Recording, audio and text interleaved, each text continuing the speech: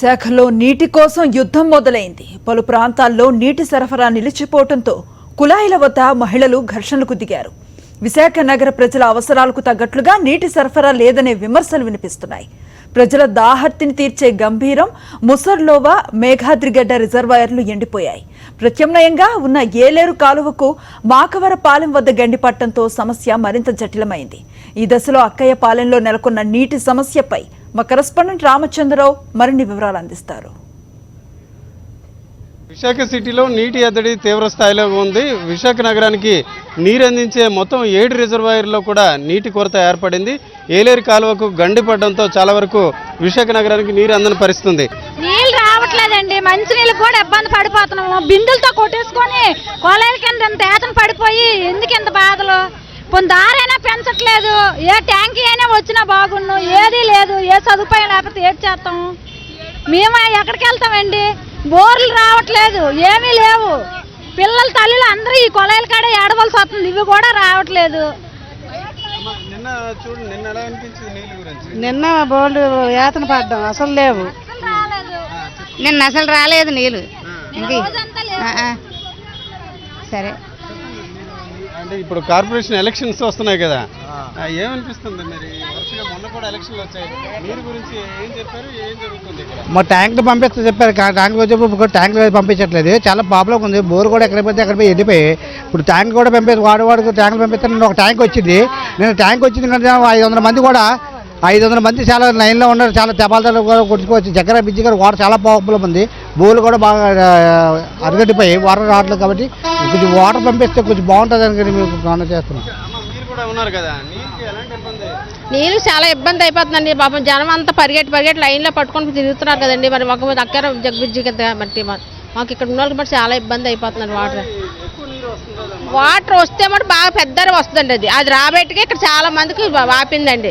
ఇది రాకపోతే అసలు ఘోరంగా ఉంటుందండి. నీళ్ళు మట్టు చాలా దీనిగా ఉంటుంది.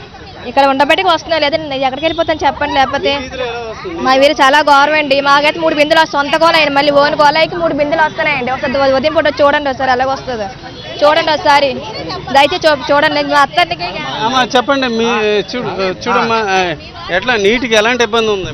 చాలా కష్టాలు అంటే అంత కష్టాలు కాదండి. ఒక బిందె కోసం 3-4 గంటలు నిలబడినా కూడా ఒక బిందె నీళ్ళు కూడా మాకు దొరకట్లేదు. జగ్గర బ్రిడ్జి దగ్గరికి రండి చూద్దరు కానీ మేము ఎన్ని కష్టాలు పడుతున్నాము. ఒక ట్యాంకర్ అయినా కనీసం పంపిస్తే మంచినీళ్ళకి ఒక్కొక్క బిందె అయినా పట్టుకుంటాం కదండి. ఇక్కడ నీరు గురించి వెయిట్ చేస్తున్నాం. ఉదయం తెల్లవారు 3 గంటల నుంచి ఇక్కడే పడికాపులు కాస్తున్నాం. ఇప్పటికి వచ్చి ఒక బిందె నీళ్ళు మాకు దొరకలే. ఒక ట్యాంకీ కూడా రావట్లేదు. ఎలాగండి మేము బతుకుతాము? విశాఖలో చూసుకుంటే అన్ని ప్రాంతాల్లో కూడా ఇదే రకంగా ఉంది. మనం చూడవచ్చు ఏ రకంగా బిందెలతో వీరంతా కూడా నిరీక్షిస్తున్న పరిస్థితి ఉంది. ఇది కేవలం ఇక్కడే కాకుండా అన్ని ప్రాంతాల్లో కూడా ఇదే రకంగా ఉంది. అమ్మా చెప్పమ్మా, ఏంటి వాటర్ రావట్లేదండి అసలుకి. ఏంటి ఎంత ఇబ్బందిగా ఉన్నది అసలు చూడండి, ఎంత లైన్ ఉన్నదో అసలుకి. ఎక్కడ అసలుకి అక్కిపల్లెం అంతా వాటర్ ప్రాబ్లమే. వారం రోజుల నుంచి నెల అయిపోతుందండి, ఎక్కువే. అసలు మోటార్లు కూడా రావట్లేదు. చాలా దారుణంగా ఉంది పరిస్థితి. స్మార్ట్ సిటీగా చెప్పుకునే విశాఖలో మాత్రం కనీస అవసరమైన మంచినీరు కూడా ఈరోజు లభించిన పరిస్థితి ఉంది. మనం చూడవచ్చు, అక్కయ్యపాలెం ప్రాంతంలో బిందెడు నీరు కోసం మహిళలు ఇబ్బంది పడుతున్నారు.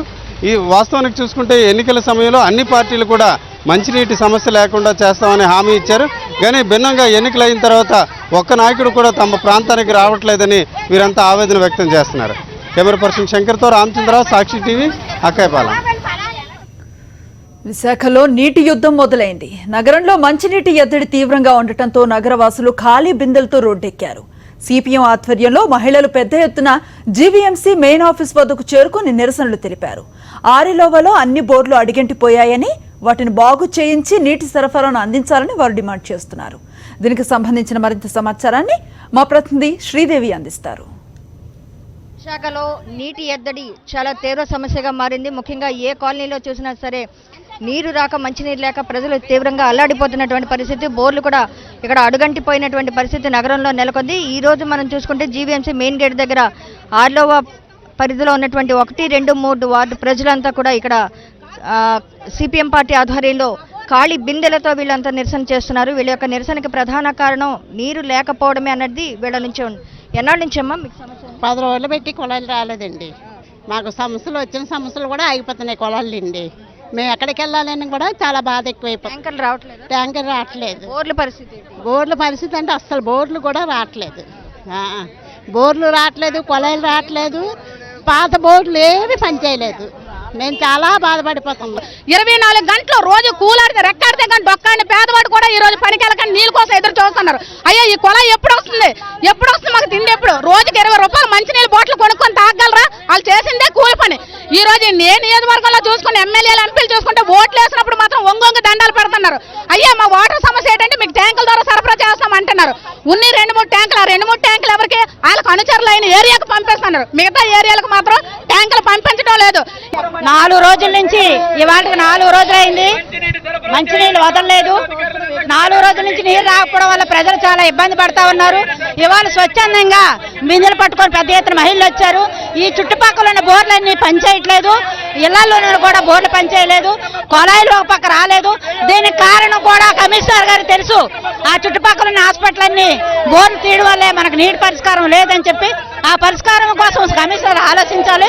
లేని పక్షంలోని ఆ చుట్టుపక్కల ఉన్న బోర్లన్నీ మేమే హాస్పిటల్ బోర్లన్నీ మూయిస్తాము. మొడసూరురావు చెరువుకి నీరు వచ్చేటట్టు మార్గాలు చూపించాలని మేము ఈ ధర్నాగా డిమాండ్ చేస్తాము.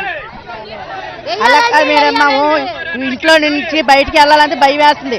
ఏ టైం అప్పుడు కొల ఇస్తారో ఆ టైం దాకా అలా చూసుకొని ఉంటున్నాం. పిల్లలు బాగోపోయిన హాస్పిటల్కి వెళ్ళలేకపోతున్నాం. ఏంటి నీళ్ళ కోసం ఎంతగానో చూస్తాం, మమ్మల్ని పట్టించుకున్న వాళ్ళు లేరు. పట్టించుకున్న వాళ్ళు లేరండి. కొలాయి నీళ్ళు సుక్కర అనేదండి. మాకు బోరింగ్ కావాలి, కొలాయి కావాలి. డిసెంబర్ వరకు ఎటువంటి డోకా లేదు. రోజుకు మంచినీళ్ళు ఇవ్వచ్చు. వాళ్ళు తప్పుకోమని మాకు అవకాశం మాకు ఇవ్వమనండి. సిపిఎం పార్టీకి మేము రోజుకు మంచినీళ్ళు 5 లక్షల కుటుంబాలు ఉన్నాయి, ప్రతి ఇంటికి అందిస్తాం. వాళ్ళు చేత కాకపోతే తప్పుకోమనండి అని మేము అడుగుతూ ఉన్నాం.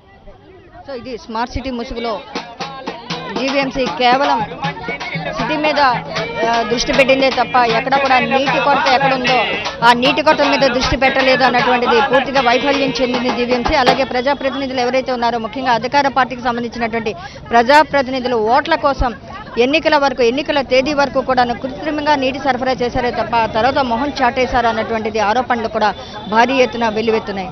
వీడియో జర్నలిస్ట్ సుధాకర్తో శ్రీదేవి, సాక్షి టీవీ, జీవీఎంసీ మెయిన్ గేట్ నుండి. విశాఖ నగరంలో తాగునీటి కోసం ప్రజలు తీవ్ర ఇబ్బందులను ఎదుర్కొంటున్నారు. 2 రోజులుగా నీటి సరఫరా నిలిచిపోవడంతో ప్రజలు ట్యాంకర్ల కోసం పడిగాపులు పడుతున్నారు. ట్యాంకర్ల నీటి కోసం ఎండలో క్యూ లైన్లో నిల్చోవాల్సిన పరిస్థితి నెలకొంది. నీటి ట్యాంకర్లను బుక్ చేసుకునేందుకు వచ్చిన నగరవాసుల కష్టాలను మా విశాఖ ప్రతినిధి శ్రీదేవి అందిస్తారు. విశాఖలో నీటి ఎద్దడి ప్రారంభమైపోయింది. ఈ నీటి ఎద్దడి తీవ్రమైనటువంటి రూపం దాల్చింది. ఇప్పటికే నీటి యుద్ధాలు చాలా చోట్ల నగరంలో నెలకొన్నటువంటి పరిస్థితులు మనం చూస్తున్నాము.